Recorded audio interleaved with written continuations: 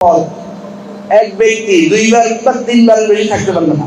সংগ্রাম পত্রিকা, তৎকালীন পত্রিকাগুলো যদি দেখেন, দেখবেন জামাত বা যারা স্বাধীনতা যুদ্ধের বিরোধিতা করেছিলেন তারা মুক্তিযুদ্ধদেরকে কি ডেকেছিলেন? এরা দেশের শত্রু, এরা ভারতের দালাল, এরা দেশের বিরুদ্ধে ষড়যন্ত্র করছে। এখন ওনারা মুক্তিযুদ্ধদেরকে কি বলেন? এখন ওনারা বলেন যে ওনারা বীর মুক্তিযোদ্ধা এবং দেশের শ্রেষ্ঠ সন্তান। এখন ওনারা মুক্তিযুদ্ধদেরকে সম্বর্ধনা দেন। এখন ওনারা জাতীয় পতাকা হাতে নিয়ে মিছিল করেন, বিজয় দিবস পালন করেন, স্বাধীনতা দিবস উদযাপন করেন।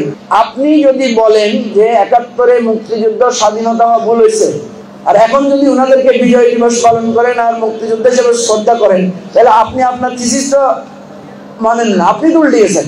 তা আপনি যে এখন মুক্তিযোদ্ধাদেরকে শ্রেষ্ঠ সন্তান বলতেছেন, তাহলে তো আপনাকে বলতে হবে যে অতীতে তাদেরকে খারাপ বলে আমি ভুল করেছি, এই স্বাধীন বাংলাদেশের সমর্থন না করে আমরা ভুল করেছি। এখন এটা আমাদের স্বাধীন বাংলাদেশ, রক্ত দিয়ে জীবন দিয়ে জামাত এবং শিবিরের লোকেরা এবারের জুলাই এবং আগস্টের আন্দোলনের সবচেয়ে বেশি ভূমিকা রাখছে না ভাই? বিএনপির সাথে বিএনপি হলো ১ নম্বর, জামাত হলো সেকেন্ড সারিতে। আন্দোলনের রাজনৈতিক শক্তি হিসেবে অনেক ভূমিকা রাখছে না?